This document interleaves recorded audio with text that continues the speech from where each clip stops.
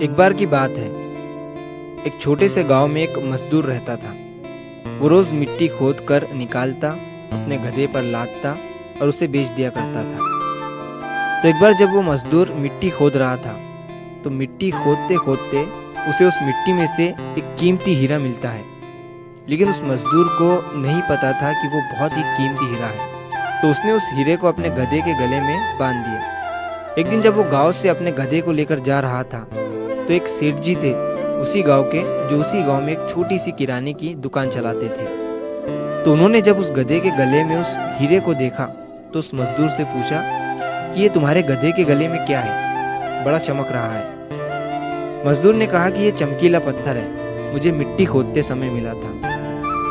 अब सेठ जी को वो चमकीला पत्थर पसंद आ जाता है और सेठ जी उस मजदूर से उस चमकीले पत्थर को 50 रुपए में खरीद लेते हैं और वो उस चमकीले पत्थर को अपने दुकान के तराजू पर लगा देते हैं। अब जो भी सेठ जी की दुकान पर आता उस चमकीले पत्थर को देखकर उसकी बहुत तारीफ करने लगता।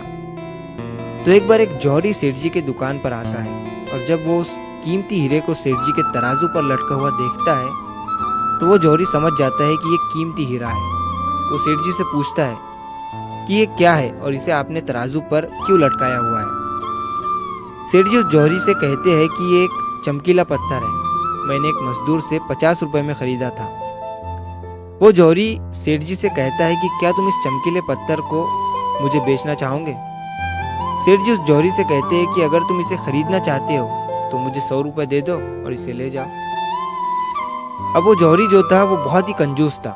उसने सेठ जी से कहा कि मैं इस चमकीले पत्थर के तुम्हें 80 रुपए दे सकता हूँ, चाहिए तो बोलो, नहीं तो मैं जा रहा हूँ। सेठ जी अपने 100 रुपए पर ही अड़े रहे और वो जौहरी ये सोचकर वहां से चला गया कि आज सेठ जी नहीं मान रहे हैं, कल आऊंगा और सेठ जी को 90 रुपए देकर वो हीरा लेकर चला जाऊंगा। लेकिन हुआ कुछ ऐसा कि उसी दिन शाम के वक्त एक दूसरा जौहरी उसी गांव के रास्ते से जा रहा था और अचानक उसी गांव में उसकी गाड़ी बंद हो जाती है। जब तक ड्राइवर गाड़ी को रिपेयर कर रहा होता है वो जौहरी सेठ जी की दुकान पर कुछ लेने के लिए जाता है और जब वो उस हीरे को तराजू पर लटका हुआ देखता है तो वो सेठ जी से उसे खरीदने के बारे में पूछता है। सेठ जी भी उसे वही कहते हैं कि 50 में लिया था, आपको 100 रुपए में दे दूंगा। वो जौहरी बहुत होशियार था, उसने एक सेकंड भी वेस्ट नहीं किया और तुरंत सेठ जी को 100 रुपए देकर वो हीरा लेकर वहां से चला गया। अब जब दूसरे दिन पहला जौहरी सेठ जी की दुकान पर आया और जब उसकी नज़र तराजू पर पड़ी तो उसे वो हीरा वहां नहीं दिखा। उसने सेठ जी से पूछा कि वो चमकीला पत्थर कहाँ गया।